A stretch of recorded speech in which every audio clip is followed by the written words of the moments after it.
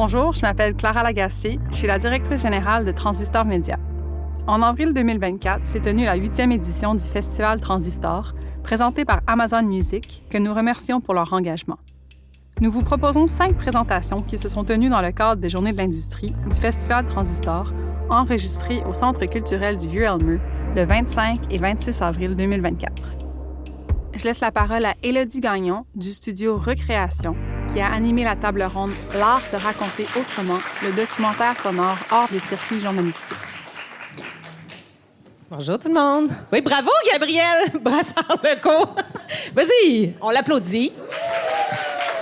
Gabrielle, c'est une journaliste qui a fondé 2 médias. Pour ceux qui la connaissent pas, ça me surprendrait. Ricochet, Pivot, journaliste indépendante, ancienne présidente de l'AGIC, enfin, femme très impliquée dans le milieu journalistique et du balado. J'appellerai maintenant Jenny Cartwright. Jenny, qui est documentariste, qui a touché à plusieurs médias, mais qui fait beaucoup de balados. Ben, beaucoup. T'en fais quand même pas mal. Donc, documentariste indépendante avec, entre autres, des documentaires comme The Boot, comme Labour of Love. C'est drôle, j'ai juste en anglais. Mais... Création de richesse, Labour. Création de richesse, Labour of Love. Et un tout nouveau balado qui va d'ailleurs être lancé ce soir, que je vous invite à aller entendre, qui Nous sortirons de nos cuisines. Et ensuite, le dernier, mais non le moindre, Simon Jaudoin. Simon, qui est chroniqueur, que vous devez probablement connaître, en fait, à travers, peut-être pour les gens de Montréal, le 15-18, où il chronique régulièrement, mais qui, j'allais dire qu'il est un journaliste.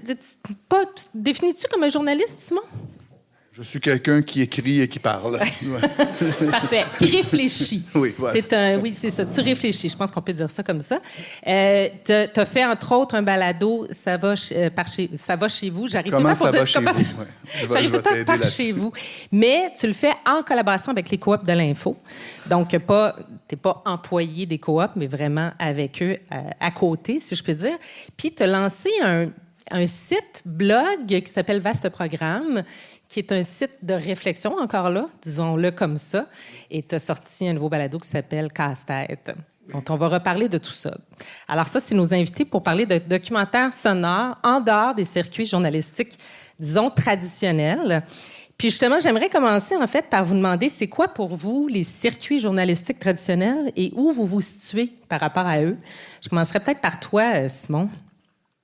Bien, c'était la question que j'ai posée lorsqu'on a proposé le titre de l'atelier. Je dis oui, mais on dit on va être hors des circuits traditionnels. Quels sont-ils? Il y a certaines choses qui encadrent la tradition journalistique. Par exemple, les médias traditionnels. Donc, pour être journaliste longtemps, c'est un débat qui est arrivé il y a plus qu'une décennie. On était là ensemble au début des premiers médias web. Donc, qu'est-ce qui est un média traditionnel? Donc, est-ce qu'on décompare un blog? Mm-hmm. Traditionnellement, c'était d'être rattaché avec une carte de presse, avec un grand média. En tout cas, il y avait cette discussion-là. Donc, il y avait comme une espèce de hiérarchie. Et ensuite, il y a aussi, comment dire, une délimitation déontologique aussi. Qu'est-ce qu'on a le droit de faire comme journaliste, qu'on soit ou non attaché à un grand média. Donc, moi, c'est un peu... Moi, je me positionne là-dedans en étant à la fois indépendant, mais en ayant des contrats, puis en travaillant aussi avec des médias établis, que je ne snobe pas du tout, là, avec qui j'ai des relations très cordiales et très fructueuses. Et déontologiquement, je m'en remets à mon éthique personnelle, c'est-à-dire que je connais la limite, c'est ma crédibilité à moi que je vais mettre en jeu, nonobstant les choix que je vais faire de travailler avec tel ou tel partenaire, comme on pourra sans doute en parler, là. Est-ce que tu allais renchérir, Gabrielle? Non, mais moi, j'allais dire que, mettons, si on parle de balado, pour moi, quelque chose qui est traditionnel, c'est, mettons, audio, là. Mm-hmm. Ou, mettons, un média qui considère qu'un balado, c'est une émission de radio que tu mets en ligne, là. Ça, pour moi, c'est assez traditionnel comme façon de voir le podcast. Puis c'est tout. Vous êtes les 3 des documentaristes, donc, indépendants. Qu'est-ce que ça vous permet de faire, d'être indépendant, justement, puis de ne pas être complètement rattaché à un média plus traditionnel? Je pense que ça me permet 2 choses. Premièrement, ça me permet l'incroyable luxe du temps où je peux vraiment travailler à mon rythme. Et moi, je travaille lentement, puis je travaille longtemps sur mes projets, puis je les laisse reposer, puis j'y reviens. Puis ça, je pense pas que dans une structure institutionnelle, je pense pas que ce serait vraiment accepté. Et le format aussi. Tu sais, j'ai jamais de contrainte de durée. Le projet, sa durée naturelle, il est fini quand il est fini. Mais il est aussi, il va durer 42 minutes ou 34 ou 4 heures. Alors que ça, tu as l'impression que tu pourrais pas faire ça, même si tu étais justement dans le cadre de quelque chose de traditionnel, parce qu'on dit tout le temps que le balado n'a pas la contrainte du temps, mais il y en aurait quand même une dans un circuit plus conventionnel, disons.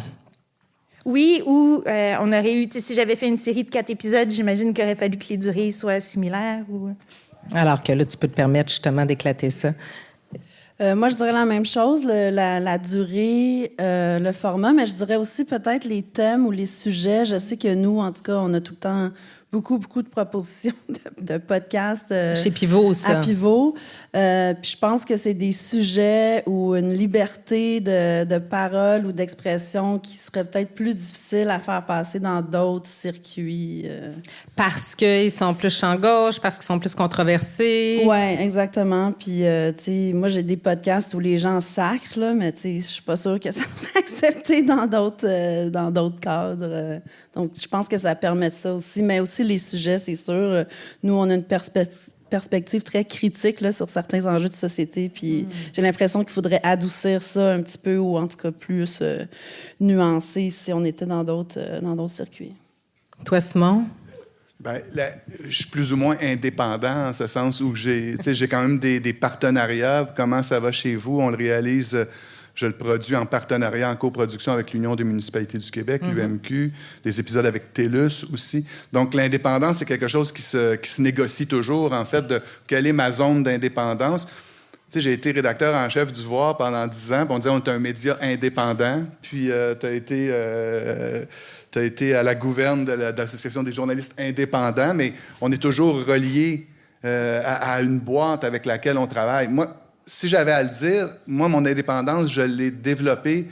Elle est technique aussi, cette indépendance-là. C'est-à-dire que je peux bouger rapidement, je peux bouger facilement avec des outils que j'utilise moi-même.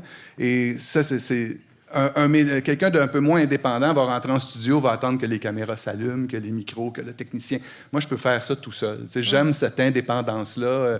C'est peut-être plus une âme solitaire que de l'indépendance, mais c'est quelque chose de quoi je suis très jaloux, en fait. Ouais. Par rapport à votre objectivité, tu sais, on parle beaucoup en journaliste de l'objectivité, la sacro-sainte objectivité qui est... Puis là, Gabrielle, je te vois déjà rire. Est-ce que, justement, vous avez l'impression que parce que vous êtes en dehors un petit peu de ce circuit-là, ça vous permet une parole peut-être plus libérée? Vous avez peut-être moins besoin de suivre cette espèce de fil rouge, pour reprendre le titre d'un balado de Pivot?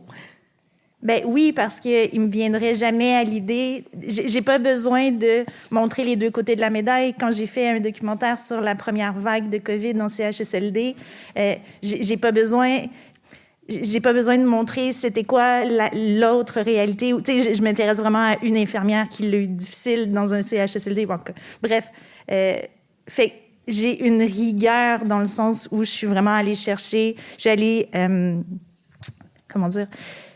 Je suis allée m'assurer que chacun des sons, des ambiances que je créais était crédible, que toutes mes données étaient crédibles, mais après, j'ai une liberté de parole incroyable, puis j'ai aussi le plein contrôle créatif.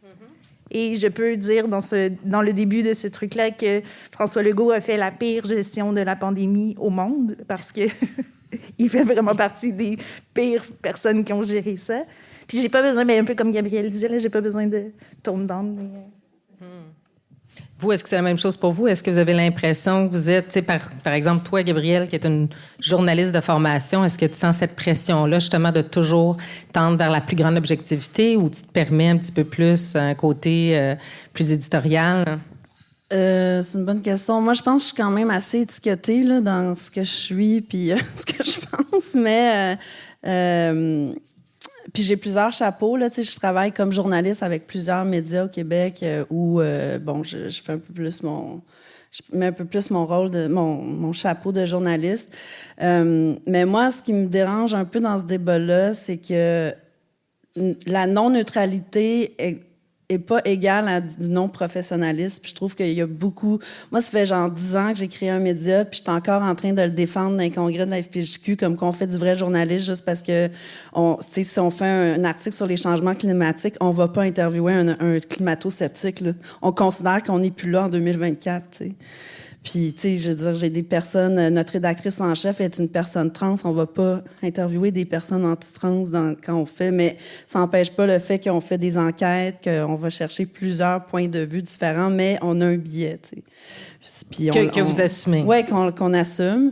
Puis on fait quand même, je pense, du journalisme assez crédible. Mais donc, c'est la même chose un peu dans nos balados, je pense. On a fait, par exemple, une série sur la crypto-monnaie. L'idée, c'était pas de dire la crypto peut être bon ou pas bon. C'était un podcast aussi humoristique, mais et éducatif, mais c'était surtout pour dire qu'on pensait que la crypto-monnaie n'était pas quelque chose de très viable, par exemple. Est-ce que je peux renchérir là-dessus? Je trouve ça vraiment intéressant, mais je n'appellerais pas ça un biais. Moi, je pense que c'est peut-être une meilleure compréhension ou un accès privilégié. Puis c'est quelque chose en documentaire qui est fondamental d'avoir un accès privilégié. Puis je trouve qu'on ramène beaucoup ces temps-ci les journalistes militants, c'est pas un vrai journalisme. Mais tu sais, bien sûr qu'une femme musulmane qui va parler de la loi 21, c'est vraiment plus de quoi qu'elle parle qu'un homme blanc non musulman qui n'a jamais eu ces enjeux-là. J'aurais le goût de demander, puis l'homme blanc, lui, il en pense quoi? Ah, l'homme blanc... C'était juste l'exemple de la loi 21. L'homme blanc n'a rien à dire sur tout ça. Mais non, pour moi, la clé... Mais je comprends tout ce qui est dit. Pour moi, la clé, c'est la transparence là-dedans. C'est-à-dire que... Puis moi, je l'ai à deux niveaux, selon deux aspects, ce débat déontologique. D'un côté, je suis chroniqueur, moi. Puis comme rédacteur en chef du Voir, par exemple, bien, je prenais des choix éditoriaux. On est un média culturel, on va défendre la culture, en tout cas, on va aller au bat pour la culture un peu. Puis c'est pas d'hier que la presse milite, selon certains champs. Et moi, ceux qui disent qu'ils n'ont aucun parti pris, jamais, il y a toujours... Un éditeur, ça a un parti pris. En partant. Est-ce que cela découle jusque sur les journalistes? Je ne crois pas. Je crois qu'il y a une indépendance journalistique qui est importante à préserver, tout ça. Mais moi, j'ai ce biais-là. Alors moi, quand j'arrive en chronique, par exemple, mais ça n'a pas rapport avec le balado, j'explique les raisons pour lesquelles j'ai fait les choix de retenir tel ou tel fait plutôt que tel ou tel autre. Alors, si tu dis, moi, je fais un balado avec une femme voilée parce que je considère que ce point de vue-là est plus valable que de demander à quelqu'un d'autre qui n'est pas concerné, c'est un choix qui s'explique puis qui se défend. Ça, c'est une chose à faire. Ensuite, il y a toute l'indépendance en regard de ceux avec qui on travaille comme partenariat. Moi, je commets un crime peut-être de lèse-majesté en acceptant de travailler avec une société comme TELUS, par exemple, pour parler des enjeux de connectivité sur le territoire québécois. Mais je le dis. Et je suis capable de dire à quel moment je prends les décisions et à quel moment j'accepte de dire, là, TELUS ont envie qu'on parle de la connectivité sur la base Côte-Nord. C'est moi qui trouve les sujets, c'est moi qui fais la recherche. Il n'y a personne qui écrit mes questions. Mais je suis capable d'expliquer à quel endroit on a été d'accord pour dire on travaille ensemble. Mais ça, il faut le dire. Parce que des fois, c'est pas toujours dit. Alors, tu tombes sur un article ou une émission. Non, ça a donc bien l'air important pour eux, cette affaire-là. Y a-t-il un intérêt derrière? Et ça, c'est pas dit. Alors moi, je le dis. Souvent, le texte que je fais sur les médias sociaux pour annoncer mon épisode, le texte que j'écris en dessous pour expliquer mon partenaire est presque aussi long pour dire, regardez, voici comment je travaille, voici pourquoi je travaille avec eux, voici pourquoi je pense que c'est important. Fait que c'est comme ça que je me sors de ça. Mais est-ce que tu as quand même le plein contrôle des sujets que tu choisis? C'est de commun accord. Puis à date, et je refuserais... Il y a ça aussi. Il y a ta face qui est sur le T-shirt. Fait que tu dis, regarde, moi, je ne vais pas faire ça. Et en même temps, c'est pour ça que vous voulez travailler avec moi aussi, parce que je ne suis pas une célébrité, mais j'arrive avec un bagage, une certaine crédibilité. Donc, c'est donnant-donnant. Mais ça, c'est le vieux débat sur les contenus commandités, ces choses-là. Mais de plus en plus, les sociétés avec lesquelles je travaille sont conscients de ça. C'est-à-dire qu'ils ne voudraient pas avoir l'air de pousser de la publicité. La publicité à travers, oui. En arrière. Mais ça dépend peut-être. Mais non, on est encore dans le champ sémantique des circuits journalistiques.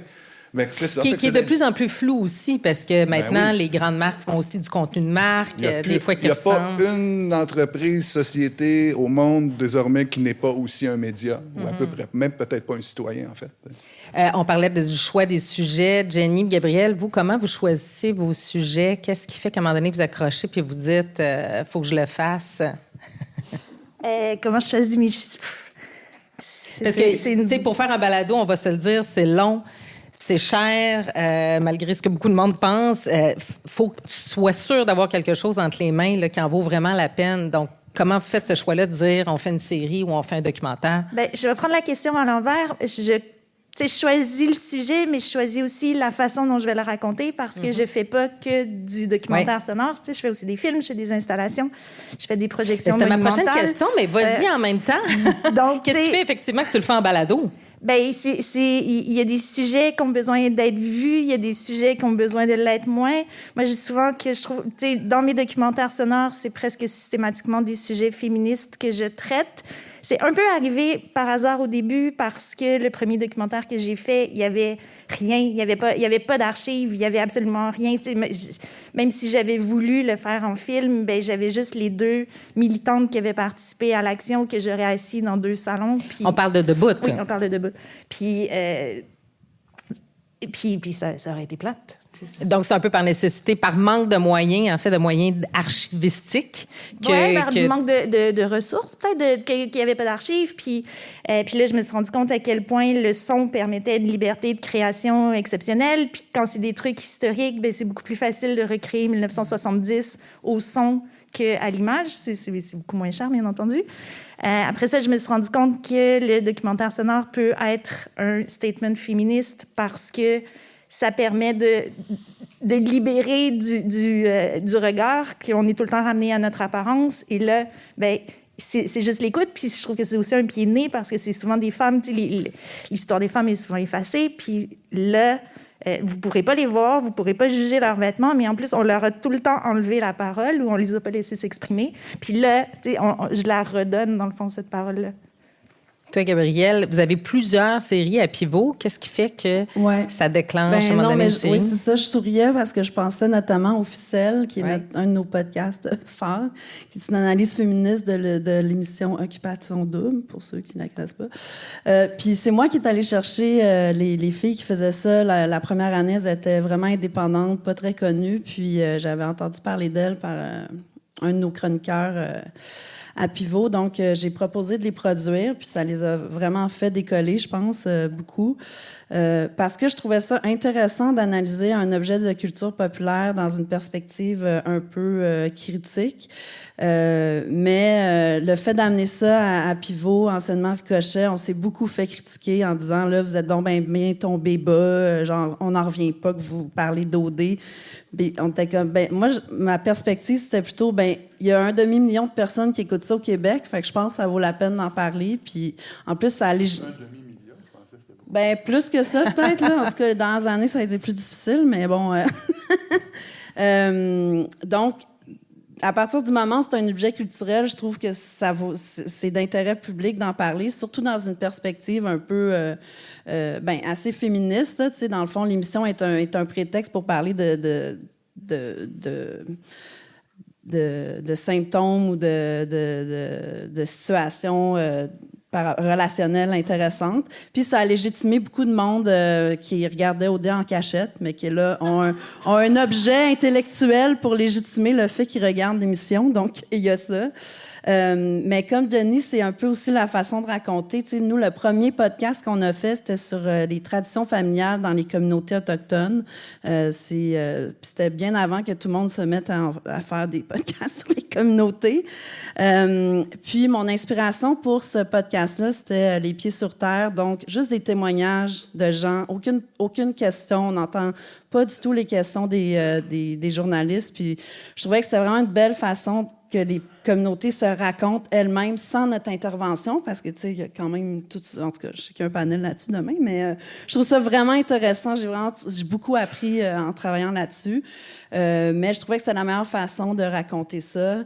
Faisez vos recherches, qui est un podcast plus humoristique. À la base, c'est 2 humoristes de la relève qui sont venus à nous, qui nous ont proposé de faire un podcast sur QAnon. Puis il n'y avait pas beaucoup de choses qui se faisaient sur ce mouvement-là à l'époque en français. Donc, puis je trouvais que c'était très intéressant pour nous aussi comme médias. Puis on a sorti le podcast juste après l'attaque au Capitole. Donc, ça a été comme vraiment un timing inouï là, qui nous a fait beaucoup connaître. Pour moi, vous aviez des indices. Vous le saviez avant tout le monde qu'il allait avoir un complot.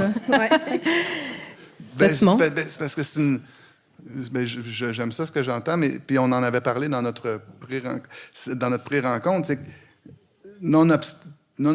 pourquoi on prend la parole? Pourquoi tel sujet t'intéresse? Parce que je trouve qu'il y a une carence. Je trouve que les gens n'en ont pas entendu parler. Parce que ça me drive. Excusez l'anglicisme. C'est comme quand j'écoute une chanson à la radio puis je vais faire de la musique. C'est la même chose pour un auteur. Pourquoi t'écris un... Là, je déborde un peu. Mais pourquoi tu le fais sous forme de balado? Ben, moi, je pense qu'il y a quelque chose qui relève de la technique. En tout cas, moi, je pense que le fond et la forme se parlent dans le balado. Faire de la vidéo, c'est hautement compliqué. Jenny le sait, je le sais aussi un peu. Moi, et si je veux débarquer à un endroit pour faire avec des caméras, il va falloir que je prévoie des plans de couple. Si je veux arriver, c'est extrêmement coûteux. Moi, j'arrive à le faire à une petite équipe, mais c'est de manière légère. Mais en tout cas, certainement, il faut y aller. Il faut pouvoir filmer, il faut prévoir des plans de couple. C'est beaucoup plus onéreux, beaucoup plus compliqué du côté technique. C'est pas pour rien que c'est la musique qui a été le premier format téléchargé, qui a créé tout le choc de l'industrie numérique. Ça a commencé avec Napster, le peer-to-peer, toute cette technologie-là, où ça, c'était facilement partageable. Et remarque bien que le livre n'a pas encore tout à fait subi, ou l'écrit, le même choc numérique. C'est-à-dire qu'écrire, c'est un moment d'arrêt. Ça a l'air facile, écrire, c'est extrêmement difficile et douloureux. C'est long, c'est compliqué. Quand c'est bien fait. Ben oui. En tout cas, j'imagine que quand c'est mal fait, c'est encore plus douloureux. Mais je veux dire, il y a un moment où tu dois dire, je vais coucher mes idées sur papier. Prendre le micro, comme je le fais aujourd'hui, si j'avais à écrire ce que je dis là, j'en aurais pour des heures, puis je me réviserais, puis je dormirais dessus, je reviendrais. Fait que je pense que techniquement, le fait que, j'ai le goût de parler. Puis je pense que l'idée de prendre la parole, puis le balado, c'est un format qui rejoint cette forme-là de manière magnifique. Jenny, tu voulais renchérir? Oui, je voulais renchérir. Tu dis, la lourdeur du médium audiovisuel, là, c'est aussi la manière dont les gens se confient, la manière dont les gens livrent leur histoire. Avec un micro, c'est merveilleux. Tu le mets sur la table, il est rapidement oublié. On boit du thé, on se regarde dans les yeux, puis les gens... C'est complètement différent, là, l'approche. Non, mais parce que je trouve ça super intéressant. Moi, dans Comment ça va chez vous, je parle avec des gens un peu partout en région. Des fois, notamment monsieur Jacques Proulx, un ancien président de l'UPA, qui est à Saint-Camille, un petit village où la vie villageoise est magnifique. Et je lui parle, mais lui, il n'y a pas tout le truc, hein? Il n'y a pas Zoom, il dit, moi, je vais le faire par téléphone. Je suis équipé chez moi pour bien enregistrer. Mais moi, quand je fais une entrevue, je parle 1 heure, puis j'ai pas de questions. On commence comme ça, comme on parle. Et à la fin, il a oublié. Je fais aussi des capsules avec des fermiers où je vais arriver avec les caméras. Dès que les caméras, est-ce qu'il faut installer le trépied? Ouais, c'est ça, puis je suis beau, puis alors là, je le prends en pyjama chez eux un après-midi. Il a oublié qu'il parlait à une entrevue, lui, il me parle au téléphone. Alors là, il y a cette intimité-là qui s'installe. Ça permet ça dans le balado. Et que la radio, c'est peut-être là que le balado se distingue du radiophonique. Parce que le radiophonique est beaucoup plus casé, organisé. Bon, on ne me laisserait jamais... moi, je dis, aujourd'hui, ça va être 20 minutes, demain, ça sera 28, puis peut-être ça sera 45 une autre fois. Parce que le balado permet ça. Mais la case horaire ne le permet pas. Fait que J'aimerais ça, justement, qu'on entende vos créations pour que, justement, les gens puissent se mettre à l'oreille ce dont vous parlez. Vous avez les extraits en arrière, je crois. Donc, on va commencer peut-être par toi, Gabrielle. Tu parlais tout à l'heure du fil rouge. Je trouvais ça intéressant parce que j'aimerais ça, vite, parce que je sais qu'il ne reste pas beaucoup de temps, parler de la forme. C'est un balado dans lequel vous avez complètement enlevé toute intervention pour laisser la parole. Fait qu'on va commencer par écouter un extrait, Le fil rouge de Pivot Média. Et les gens du village, quand ils me regardaient, ils me disaient « Non, c'est pas cette façon. » Harry était rendu comme les Blancs, les Hadlunards, qui me disaient. Mais dans ma tête, je n'étais pas Hadlunard et en même temps, j'avais perdu une partie de mon identité inuite.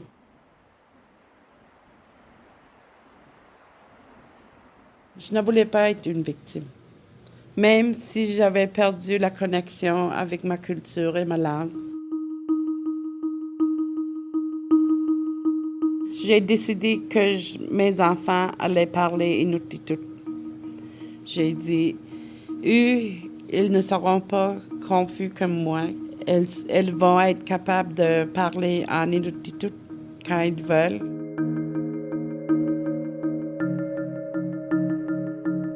depuis qu'ils sont nés, c'est la seule langue que je leur parlais.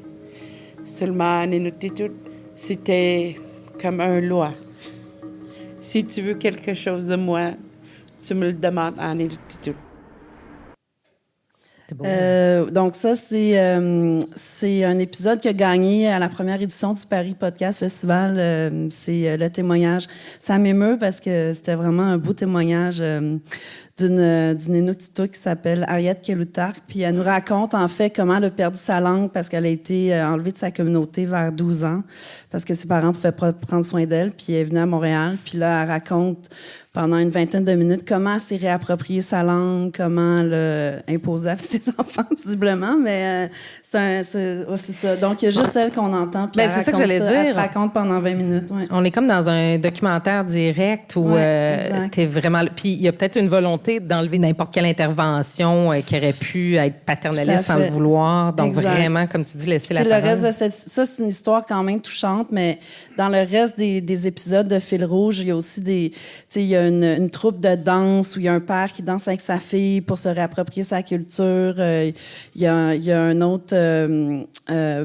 autre épisode qui se passe dans une communauté près du Saguenay où on assiste à une cérémonie des premiers pas quand l'enfant se met à marcher. Puis c'est très... On voulait que ça soit aussi comme un peu positif, là, pas juste parler de quand ça va mal dans les communautés.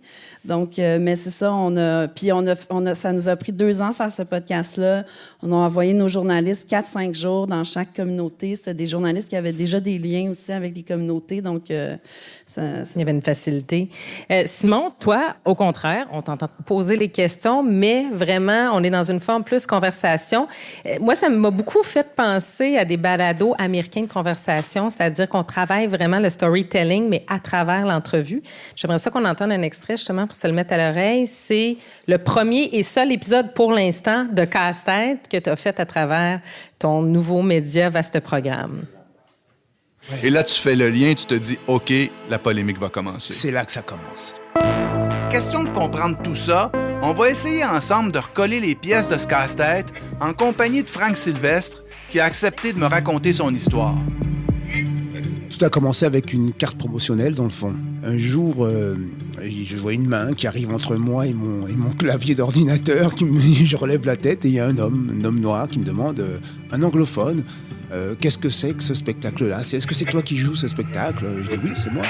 Spectacle raciste selon certains ou injustement ciblé selon d'autres. Au cœur de la discorde, une marionnette créée par le comédien à son image. En 2023, nous ne tolérons pas des images grotesques de personnes noires.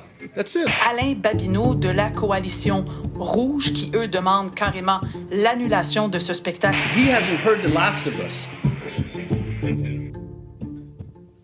On l'a pas beaucoup entendu, mais tu as une longue entrevue, en fait, dans ce balado-là, intercoupée justement par des extraits d'archives, entre autres, mais une longue entrevue avec qui? Ben ça, c'est avec Frank Sylvestre. Vous avez peut-être déjà entendu la polémique, c'était l'an dernier. Donc, sa fameuse marionnette du conte pour enfants qu'il fait depuis plusieurs années. Et là, comme il le raconte, on entend l'introduction. Quelqu'un a vu à un moment donné la promotion. C'est lui avec sa marionnette. Sa marionnette, c'est une caricature visage noir très prononcé, très cadré.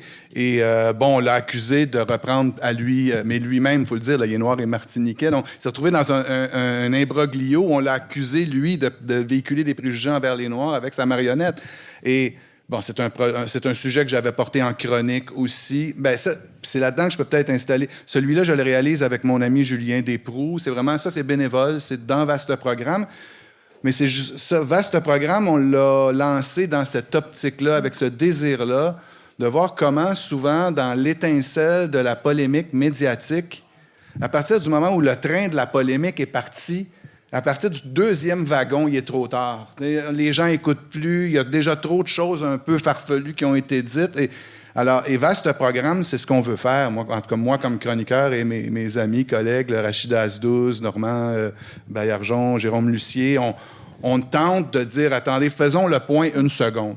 Pourquoi tout le monde est crinqué, là? On peut-tu au moins comprendre c'est quoi la séquence? Pour ça, vous continuerez à être crinqué après, on sait ça, mais est-ce qu'on peut comprendre? Donc, ce balado-là, Casse-tête, c'est pour ça Et là, on entend un peu... Oui, mais justement, ce qui me frappe, moi, dans l'extrait qu'on vient d'entendre, c'est que c'est joué un peu comme un suspense. Il y a vraiment une espèce de build-up. Oui, parce que c'est un suspense. Parce qu'il y a toujours, dans les polémiques d'actualité qui jaillissent sur les médias sociaux et de toutes les manières, il y a toujours quelque chose qu'on ne savait pas.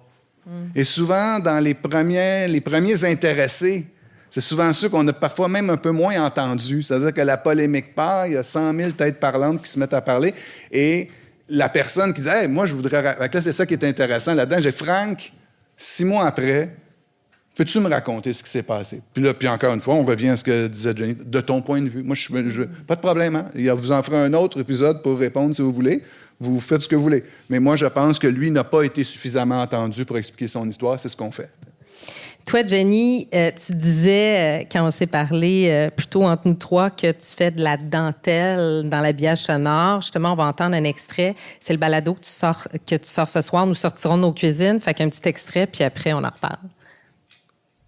Les autrices joignent analyse marxiste et perspective féministe et concluent que, tout comme les prolétaires, les ménagères sont dépossédées des moyens de production et contraintes à vendre leur force de travail.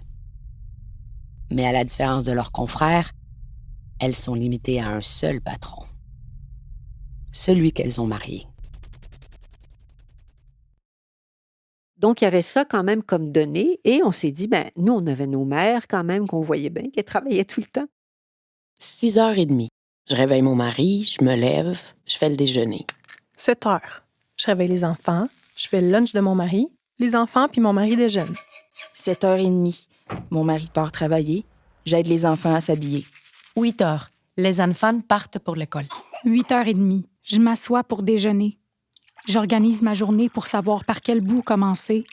J'enlève la table. Comment tu travailles ton habillage sonore?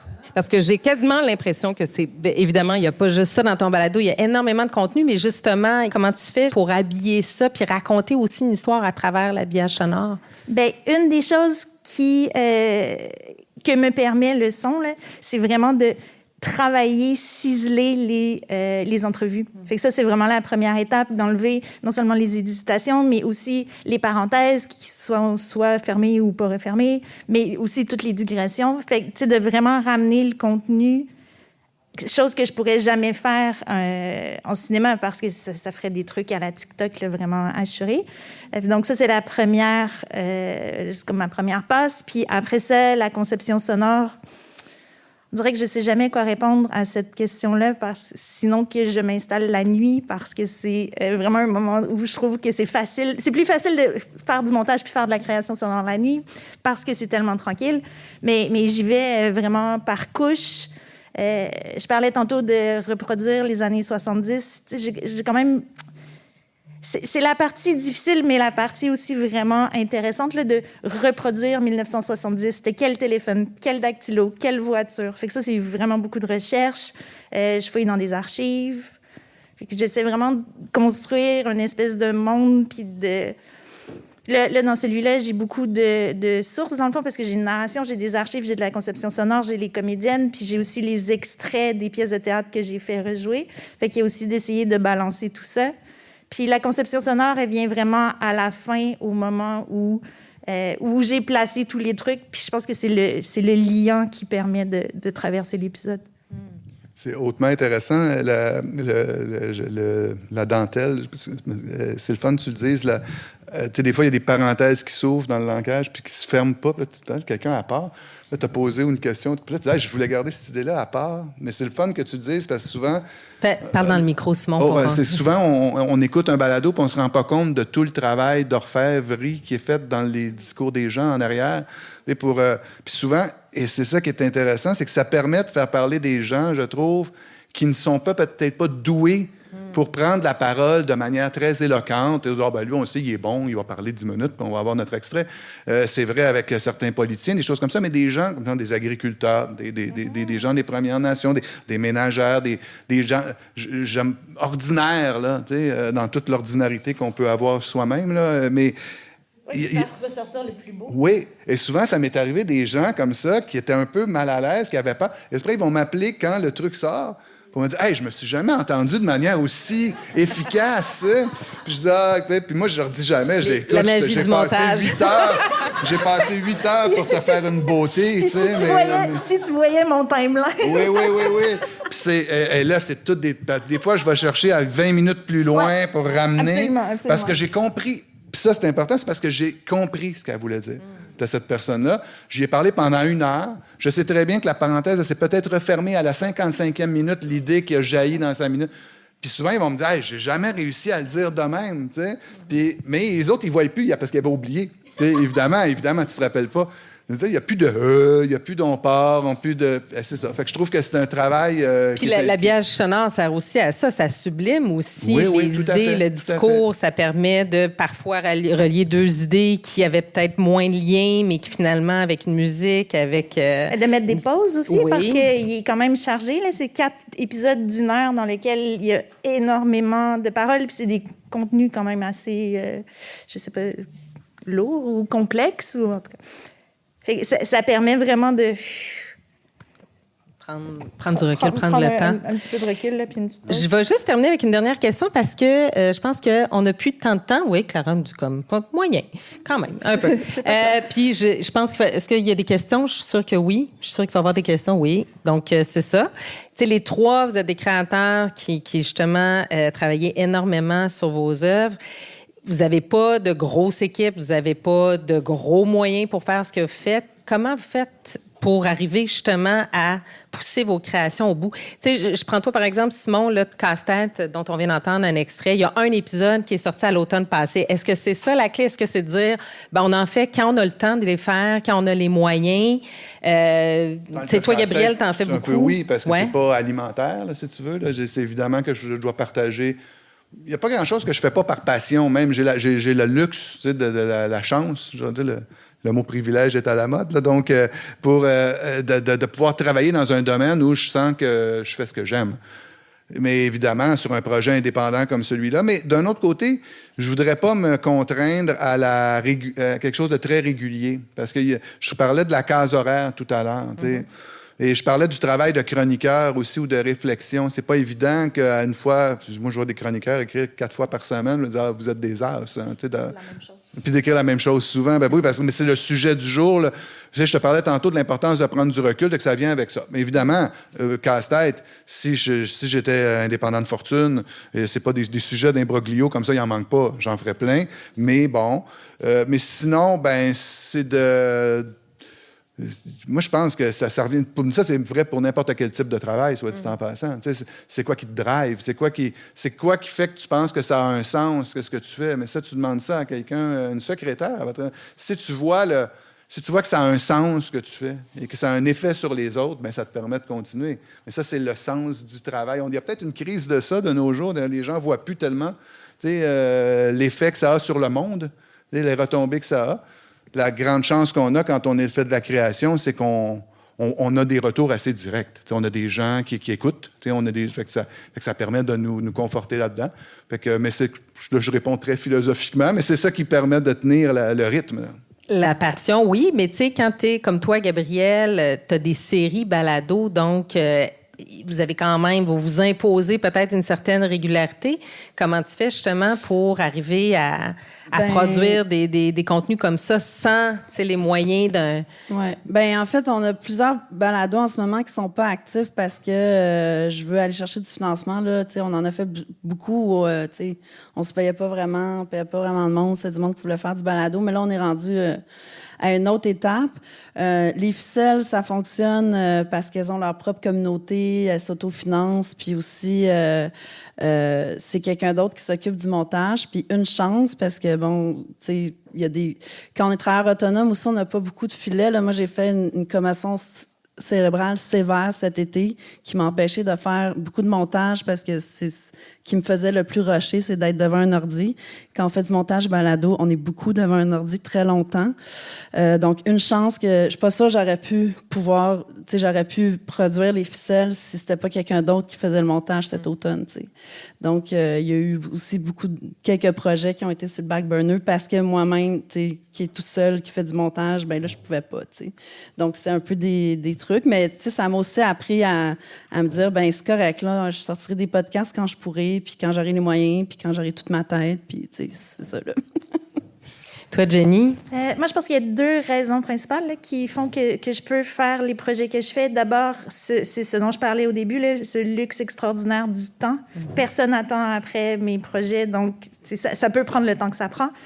Mais aussi... Mais tu as quand même du financement. Oui, j'ai du financement, mais mes projets sont financés avec les conseils des arts qui sont très flexibles. Tu peux reporter, puis c'est toi qui fais ton échéancier de toute façon. Mais aussi, c'est que j'arrive à faire, je dirais, 95% des postes. La seule chose que je fais pas, c'est le mix, par choix, parce que je trouve qu'à ce point-là de la production, c'est vraiment, vraiment nécessaire d'avoir des oreilles fraîches. Mais sinon... c'est moi qui enregistre, c'est moi qui écris, c'est moi qui fais la recherche, c'est moi qui monte, c'est moi qui fais la conception sonore. Fait que ça fait en sorte que je suis vraiment capable de mener ma production, mais aussi que je comprends toutes les étapes. Puis, je vais faire encore une comparaison avec le film. C'est quelque chose qui... J'aime mieux faire des créations sonores que faire des films, bien honnêtement. Puis, c'est parce que comme artiste, c'est vraiment une occasion d'empowerment extraordinaire parce que quand je fais un film, je suis pas capable de faire la caméra, je suis pas capable de faire le son d'un film. Alors que là je suis vraiment en contrôle et en confiance. Je finirais, excusez-moi, dernière question, j'avais dit dernière question tout à l'heure, mais c'est au niveau de la découvrabilité, parce que justement, qui dit être en dehors des circuits, dit aussi d'être en dehors des circuits de diffusion. Comment vous faites pour que, justement, le résultat de tant de travail puisse être entendu? Parce qu'on parlait tout à l'heure des avantages d'être en dehors des circuits. J'imagine que ça doit quand même constituer un désavantage parce que c'est plus difficile. J'ai beaucoup de choses à dire. On est là pour t'écouter, Jenny. Je vais me sortir de la discussion en 2 minutes parce qu'avec les coops de l'information, on a quand même 6 médias, ça me permet de déplacer. Ça demeure un défi pareil, hein, parce que même au sein des médias, c'est pas si évident que le lecteur traditionnel du web, qui lit Le Droit, là, on est à Gatineau, mais bon, ça pourrait être Le Soleil ou La Tribune, peu importe. Et c'est pas évident qu'il va aller écouter un balado. Il y a un défi là, mais il y a au moins un parc de médiatique qui permet de rejoindre les gens. Avec Casse-Tête, Vaste Programme, c'est la même chose. Et fait que c'est les médias sociaux, infolettres, mais on va les chercher un par un. Ça, il y a peut-être, je sais que Jenny va avoir plus de choses à dire que moi là-dessus, mais je trouve qu'il y a des oreilles précieuses qu'on gagne une à une. Et moi, je remarque qu'au début, tu lances, le premier jour, tu as 10 écoutes. Là, maintenant, je me rends compte qu'avant même d'avoir dit un mot, dès que je le mets en ligne, il y a 150 écoutes. Fait que ça veut dire qu'il y a des gens qui se sont abonnés. Il y a des gens qui... Fait que on jardine ça comme on jardine n'importe quel type d'audience, en fond. Mais là, après ça, Jenny, tu disais que tu avais beaucoup de choses à dire, mais je rajouterais que là, Nous sortirons de nos cuisines, c'est une série, mais tu as fait aussi des documentaires sonores, ce qui est peut-être encore plus difficile à pousser au Québec parce que c'est pas un format qu'on est habitué à entendre comme en France, par exemple. Oui, en effet. Puis quand j'ai fait mon premier debut, il y a quelqu'un qui m'avait laissé comme commentaire sur Apple Podcast. J'aurais mis une bonne note, mais comme il y a juste un épisode, je mets 1 étoile. Mauvaise oreille. Mais c'était un documentaire unique, c'était pas une série, mais effectivement, c'est méconnu. Moi, je trouve que la diffusion, c'est la partie extrêmement difficile, là, mais même, tu sais, ce que Julien disait tantôt, c'est vrai là, que ça va de mieux en mieux. Maintenant, j'en programme sur Tank, j'en programme au RDM. Il commence vraiment à avoir un espace. Là, c'est complètement différent de il y a 5 ans, mais c'est la partie... C'est la partie difficile, mais aussi c'est la partie où tu arrives en fin de projet, tu l'as porté pendant des années, c'est presque sûr qu'il y a déjà un autre projet qui est commencé. C'est comme un peu la partie, c'est comme l'enfant pauvre, là, mais quand j'ai du temps puis de l'énergie, j'ai fait des choses où j'ai fait un documentaire sonore qui raconte que jusqu'en 1986, les femmes ne pouvaient pas aller dans les tavernes, puis qu'il y a des militantes féministes qui ont fait un coup d'éclat dans les années 70 pour protester contre ce truc-là. Puis, avec la brasserie Donham, on a brassé une bière pour souligner les 50 ans. Fait que sur la bière, il y avait un QR code qui ramenait à ce documentaire-là. Mais même ça m'a ramené 500 écoutes. C'est vraiment long. Faut que tu sois très créatif. Oui, il faut être vraiment créatif. Il faut aller les chercher un par un. Puis après, l'autre truc, c'est que moi, je travaille beaucoup avec les archives. Mon premier documentaire, il a été fait il y a 5 ans. Les droits d'archives, c'est 5 ans. Il n'est plus disponible. Parce qu'il faudrait que tu renouvelles les archives à ce moment-là. Sauf que ça n'existe pas. Tu peux pas faire des demandes de subvention juste pour les archives. Fait qu'il faudrait que je les paye de mes poches, mais c'est des milliers de dollars.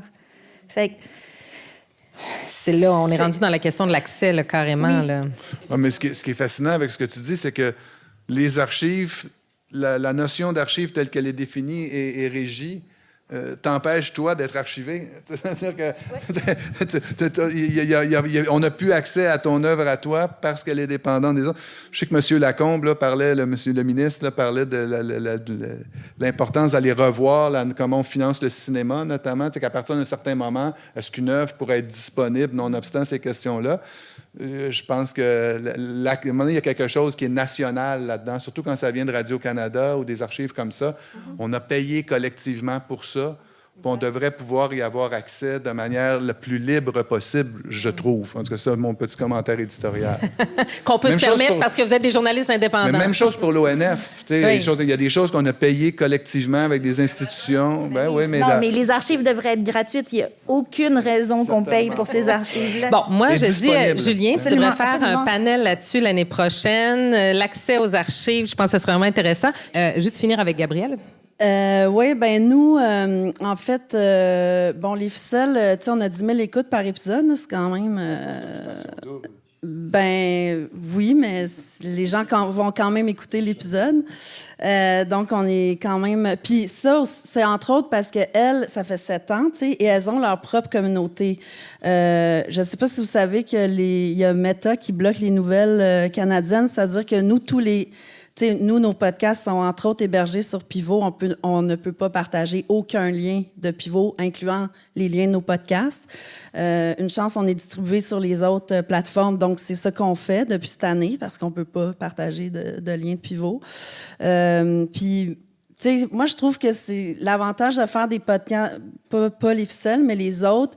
Il y a comme des petits pics des fois. Comme là, récemment, j'ai su que... Tous les avocats qui travaillent sur les crimes économiques du Canada se sont fait recommander d'écouter la 2e saison de Faisez vos recherches pour comprendre c'est quoi la crypto-monnaie. Fait que là, on a eu un pic d'écoute parce que il y a eu ça. Ouais, c'est super. Fil rouge, à un moment donné, on s'est fait appeler par l'organisateur du Paris Podcast Festival pour nous dire qu'il allait être disponible dans les trains de la SNCF. Donc, ça aussi, ça a fait que ça circulait. Mais tu sais, c'est des petits trucs, là. Puis, tu sais, c'est toujours du cas par cas à chaque podcast. Puis, moi, c'est pour ça que j'essaie toujours d'en produire aussi un à la fois pour qu'on puisse avoir le temps de bien le diffuser. Parce que si on en a trop, on se perd un peu, là. Donc... Absolument. Est-ce qu'il y a des questions dans la salle? J'ai vu tout à l'heure... Oh, oui, Prune. Merci beaucoup, c'était passionnant. J'ai malheureusement raté le début, donc peut-être que vous l'avez évoqué. Simon t'évoquait le fait que les balados portés par les coops étaient aussi aidés par les coops en termes d'audience. Même chose, j'imagine, pour Pivot. Est-ce que, selon vous, le contraire est vrai? Est-ce qu'aujourd'hui ou dans le futur, vous avez le sentiment que le balado pourrait être un média qui ramène aux médias traditionnels écrits? Moi, je pense que c'est déjà le cas. Je pense que personne lance un balado comme ça dans l'espoir d'avoir un succès immédiat avec une très grande audience. Je pense que ça fait partie des médias sociaux aussi. Organiquement, le balado, là, on a lancé ça. À l'époque, c'est né en même temps que les blogs naissaient, en même temps que... Et fait qu'on a rajouté cette antenne-là. Comme on a rajouté des blogs dans des médias, des choses comme ça. Et là, c'est les 500 personnes de plus que tu vas chercher. Mais il n'y a pas un média en ce moment qui gratte pas les 500 personnes de plus qui peuvent aller chercher. Je pense que c'est déjà le cas. Puis si je peux juste surenchérir là-dessus, parce que je trouvais ça intéressant ce que disait Gabrielle, le fait d'avoir des partenaires aussi, des fois, on va dire c'est un désavantage parce qu'on est dépendant. Mais moi, en ce moment, avec l'UMQ, l'Union des municipalités du Québec, dans leur infolette, ils envoient à tous les maires du Québec, à tous les abonnés, à leur communauté, ce qu'on fait. Ce qui fait que ça fait connaître les coops, ça fait connaître mon travail. Je pense que c'est vraiment comme le network, là, le filet, et chaque média essaye de... Pour moi, c'est une antenne de plus. Oui, moi, je pense que ça aussi. On a d'ailleurs fait un balado avec Vigilance OGM qui soulignait les 60 ans du livre Printemps silencieux de Rachel Carson. En tout cas, c'est assez niché, mais c'est super intéressant. C'est une série de 10 entrevues avec des femmes en sciences partout au Québec. Donc, eux, à chaque fois qu'ils font du pouce sur le balado, ils taguent Pivot. Donc, tu sais, ça fait aussi circuler. Puis, honnêtement, moi, j'étais pas sûre que ça ramenait des gens. Jusqu'à temps que j'oublie de mettre un épisode des ficelles sur Pivot, parce que, tu sais, évidemment, je le distribue tout de suite aux plateformes quand il est prêt. Puis sur Pivot, on rajoute 2-3 petits paragraphes. Entre autres, les filles font toujours des recommandations culturelles à la fin de l'épisode. Donc, moi, je mets, tu sais, le titre du livre, le lien vers un autre balado, nanana. Puis il y a une semaine où je l'avais fait un peu en retard, puis on a eu genre 50 personnes qui nous ont écrit pour nous dire, là, vous avez pas mis l'épisode sur le site de Pivot. Puis là, j'étais là, moi, j'étais sûre que, tu sais, tout le monde... Parce que moi-même, mes podcasts, je les reçois directement dans mes applications. Là, tu sais, je ne vais pas toujours directement sur un site. Donc, ça m'a un peu fait du bien de savoir qu'au moins, il y avait des gens qui consultaient Pivot à travers nos podcasts. Là. Est-ce qu'il y avait d'autres questions? Coralie. J'aurais aimé ça, justement, peut-être plus que tu développes, Jenny, sur l'habillage sonore. Parce que tu en as comme un peu parlé brièvement, mais je trouve que ce que tu crées, c'est quand même assez unique au Québec, dans le sens qu'il n'y a pas vraiment de musique de fond, ou s'il y a de la musique, c'est juste la musique qui joue. Je pense que ça se rapproche plus un peu de ce qui se fait en Europe, mais fait que la question, c'est juste, parle-nous de ça, s'il vous plaît. Bien, probablement que c'est comme ça parce que j'ai été formée en Europe. Tu sais, j'ai fait 3 des formations de Fonergia Nova. Je suis vraiment fan de ce qui se fait à la CSR, à la RTBF, à la RTS. Ce que j'écoute, moi, mes influences, elles sont d'Europe francophone, le Suisse, Belgique, France. Fait que j'imagine que c'est pour ça que je le reproduis. Ou que, je sais pas si je le reproduis, mais en tout cas, que tu t'en inspires. Que je m'en inspire. Mais je sais pas comment le dire. C'est vraiment quelque chose d'organique, mais aussi, tu sais, plus ça va... C'est que, ironiquement, moi, j'ai commencé en cinéma. Quand je suis arrivée au cinéma, le son, c'était quelque chose qui me terrorisait. C'était quelque chose dont je m'occupais à peu près jamais. Quand je finissais mes films, il y avait à peu près pas de montage son sur mon timeline. Je donnais ça à un monteur sonore, puis là, eux, ils faisaient leur magie que je ne comprenais pas. Puis, au fil de mes créations, j'ai travaillé avec un concepteur sonore extraordinaire qui m'a vraiment beaucoup appris. Puis on dirait que chaque projet m'a permis d'aller comme un petit peu plus loin. De bout, j'ai fait le montage, mais pas la conception sonore. Après ça, je suis allée faire fiction sonore à Fonergia Nova. Puis là, pour la première fois, ça a vraiment débloqué quelque chose où j'ai comme réalisé que j'étais capable de le faire. Puis de le faire aussi avec Alexandre Plante puis Antoine Richard, c'était quand même vraiment cool parce que ça m'a appris beaucoup de choses. Puis là, plus ça va, plus on le pousse loin. Dans Création de richesse, Labor of Love, on n'a pas utilisé les banques de sons que j'utilisais dans les projets précédents. On a vraiment créé nos sons. On s'est mis à utiliser des hydrophones. Là, j'ai appris que je pouvais mettre des condoms sur des micros, les mettre dans mon bain. Là, ça, c'était révolutionnaire. Qui savait ça? J'essaye ça ce soir. Ah, mais les sons que ça fait. Puis, je pense, tu sais, c'est que j'ai vraiment eu la piqûre, puis plus ça va, plus je geek du son, dans le fond. Je reviens à la question des archives, là, qui est complètement scandaleuse, là, pour les raisons qu'on a évoquées. Je vais faire mon têteux, je vais citer La nuit des longs couteaux, où en fait, on réinterprète les archives, et c'était super malin, et ça fonctionnait, je trouve, super bien, quoi. Donc, juste fallu payer des acteurs qui ouais, rejouaient, je l'ai fait, ça, je l'ai fait dans un des documentaires. Là. Bienvenue aux dames, c'est ce qu'on a fait. Ça s'y prêtait plus ou moins avec de bouts. C'était aussi fait dans un cadre plus institutionnel. Là. C'était fait avec le Fonds des médias, c'était le Fonds Bell, avec une boîte de production aussi. Il y a quand même une ligne grise. T'sais, moi, ce que j'ai fait, je l'ai fait dans ma production indépendante où, ironiquement, c'est le même journaliste qui rejoue un topo qu'il a déjà fait du temps qu'il était journaliste, mais là, il est retraité puis il le fait chez moi.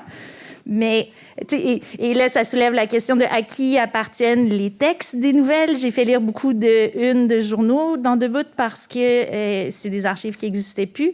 Donc, je le fais. On ne peut pas le faire tout le temps, mais peut-être que je vais me mettre à le faire tout le temps aussi. Mais je ne sais pas.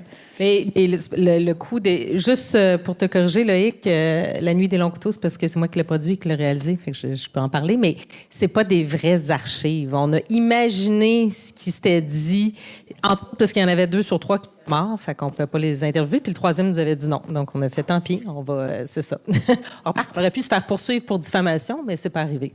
Elle dit, plus on fait de demandes, je me permets, aux institutions, donc à Radio-Canada, on a parlé de l'ONF. Simon, tu parlais de l'ONF. Les tarifs sont incroyablement coûteux. On parle des fois de coûts de 40-50 $ la seconde. Donc, quand on veut faire une minute d'archive, faites le calcul, 60 c'est 50, un scandale. C'est risible. Mais quand on explique à ces institutions-là notre réalité économique, de quoi a l'air un coût de production de balado, quand on négocie aussi des droits pour des chansons dans certains projets, récemment, ce qu'on a fait, disons, pour Turbulence, notre nouveau projet, on a dit avec Podcast, à qui on a demandé les droits de la chanson, bien, voici, c'est 1% de notre budget de production total qu'on vous offre pour juste utiliser votre tune. Puis là, ils comprennent mieux parce qu'eux sont habitués de se faire offrir des tarifs par une production en cinéma qui vient d'un autre cadre. Fait que de dire à l'ONF, de leur exposer nos réalités, je pense que ça aide et ça fait en sorte qu'il y a un chemin qui se trace tranquillement pas vite. Donc, on espère que les prochaines personnes qui vont aller voir des éditeurs en musique, mais aussi des gens qui gèrent les archives, vont comprendre qu'un épisode coûte environ 12 000 $ à faire. On ne peut pas payer 4 000 $ d'archives.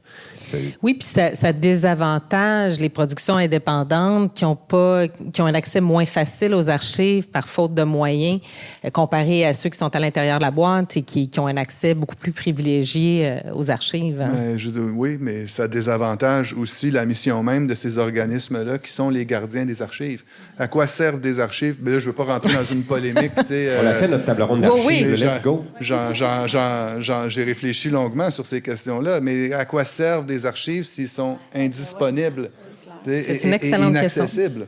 Moi, je dis qu'on si on paye collectivement la Cinémathèque et l'ONF pour garder ces bobines-là puis ils font de l'archivage encore sur tape et des choses.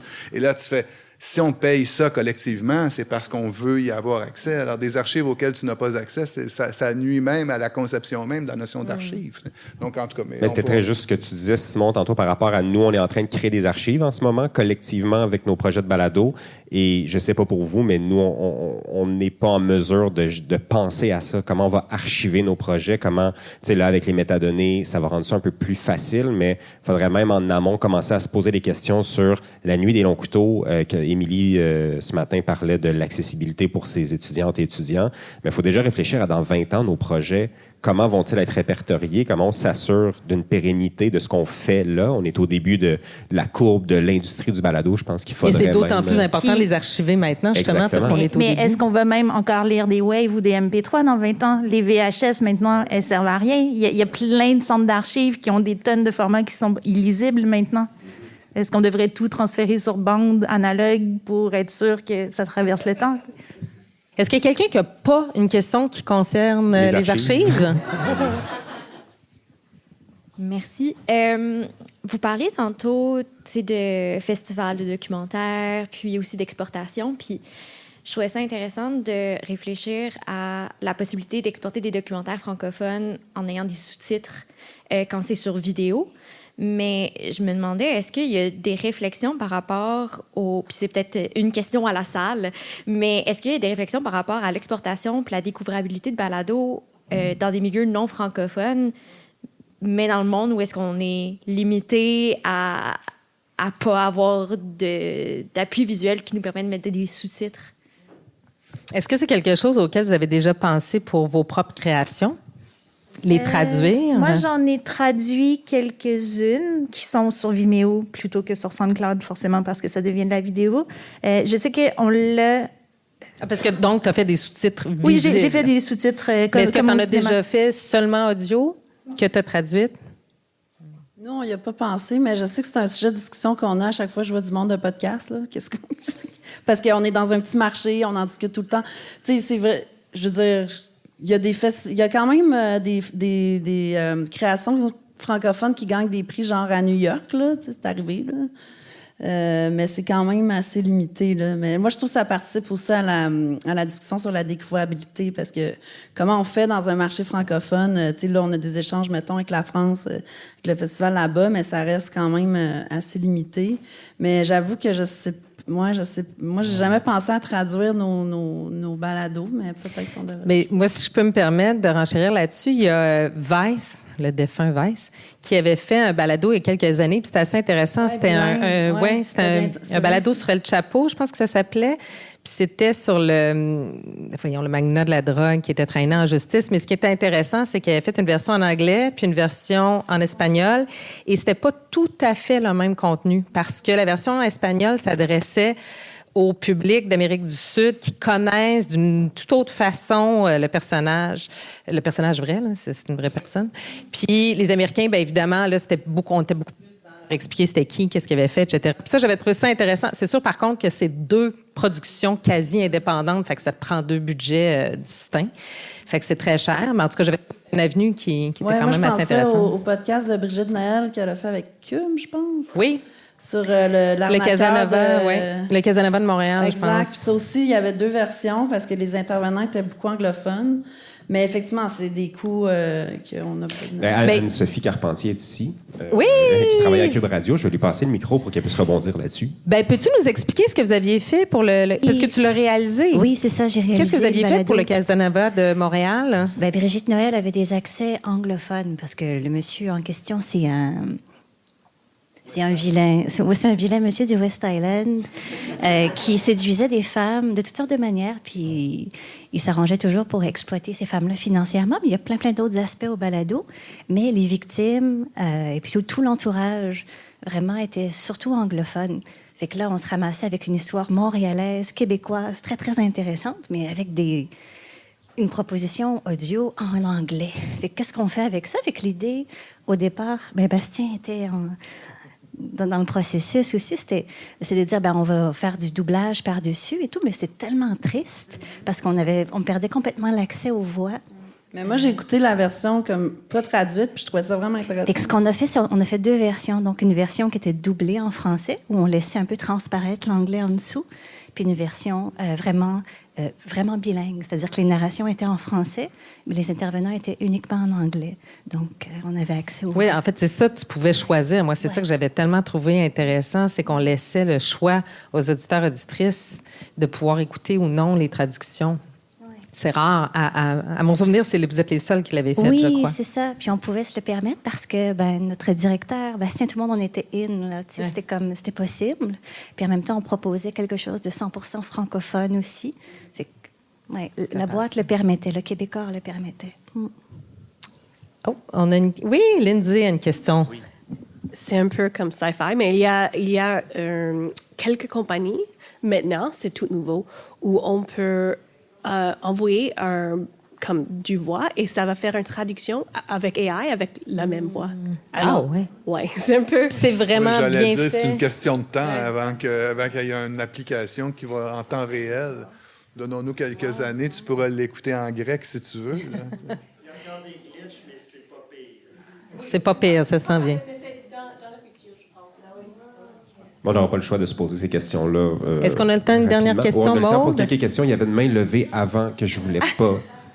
Moi, c'est ma fan. On avait participé on avait fait une création sonore sur un spectacle que j'ai fait en conte, qui s'appelle La ruée vers l'autre, et qui avait été sélectionné pour un festival à Berlin. Et ce qui avait été fait, c'est que sur un écran comme ça, on avait le texte. Donc, on s'entend que l'audio reste... On continue d'entendre ma voix et d'entendre la création sonore. On a quand même le sens. C'est pas une solution complètement idéale, mais au moins ça permettait d'aller justement dans d'autres festivals, sortir de la francophonie, mettons.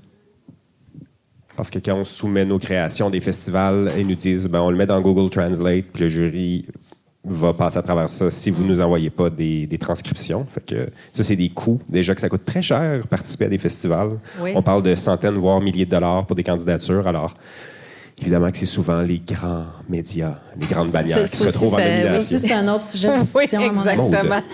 Mais qui fait partie c'est ça, de la question d'être indépendant. Une autre table ronde pour 2025. Oui. Yes. On est tous en train de te faire ta programmation pour l'année prochaine. Moi, je voulais ajouter aussi un commentaire. Il y a CBC, Radio-Canada qui font ça, puis je trouve ça hyper intéressant. Brainwash, ils vont faire des enquêtes, mettons, en anglais, puis ensuite, ils vont refaire la même enquête en français. Fait que c'est pas de la traduction, c'est vraiment, ils retournent sur le terrain, ils vont réinterviewer des personnes. Fait que c'est souvent à Montréal quand il y a des gens qui sont bilingues, d'autres personnes. Puis je trouve ça vraiment intéressant parce qu'il y a deux perspectives différentes aussi. Il y a une façon de voir le rapport au monde qui est différent. Puis je trouve ça hot, là, de retravailler. Il y a le village aussi qui avait été fait. Je trouve ça vraiment intéressant. Mais comme on dit tout à l'heure, ça prend beaucoup de moyens. C'est quelque chose, c'est ça. En tant qu'indépendant, c'est pas quelque chose qu'on peut se payer. Mais c'est parce que là, on parle de la possibilité de couvrir plus largement. C'est plus juste une question d'aller rejoindre un nouvel auditeur. CBC a ça dans sa mission aussi, Radio-Can, de dire, bon, on va couvrir de tous les angles possibles. Je ne sais pas si leur réflexion, c'était on va rejoindre plus de gens si on le fait comme ça, plutôt que de toute façon, il faut le faire en double. Je sais par contre qu'ils ont fait traduire un de leurs balados anglophones en France, puis ça a fait tout un scandale parce qu'ils n'aimaient pas l'accent québécois. Mais ça, il y avait une question de rejoindre plus de gens possible. Effectivement. Merci beaucoup tout le monde. Vous irez écouter leurs créations qui sont fantastiques. Puis je suis super contente qu'on ait eu ce débat-là parce que la création indépendante est vraiment importante. Merci de faire ce que vous faites. Merci d'amener ça dans le paysage médiatique québécois, d'avoir votre voix, puis de faire entendre surtout celle de gens, de sujets qu'on entend moins souvent. Merci à vous.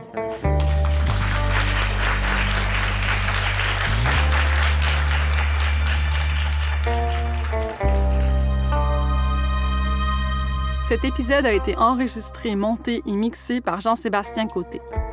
Je tiens à remercier nos partenaires qui ont rendu possible cette 8e édition du Festival Transistor. La Fabrique culturelle de Télé-Québec, Radio-Canada Audio, la Maison de la culture de Gatineau, l'Ambassade de France au Canada, la Ville de Gatineau, le Conseil des arts et des lettres du Québec, Tourisme Outaouais, 4CPA, Culture Outaouais, l'Ambassade culturelle, les Rencontres internationales du documentaire de Montréal et la microbrasserie 5e Baron. Je remercie aussi l'ensemble des bénévoles du festival, le conseil d'administration de Transistor Média et l'équipe de réalisation de cette 8e édition.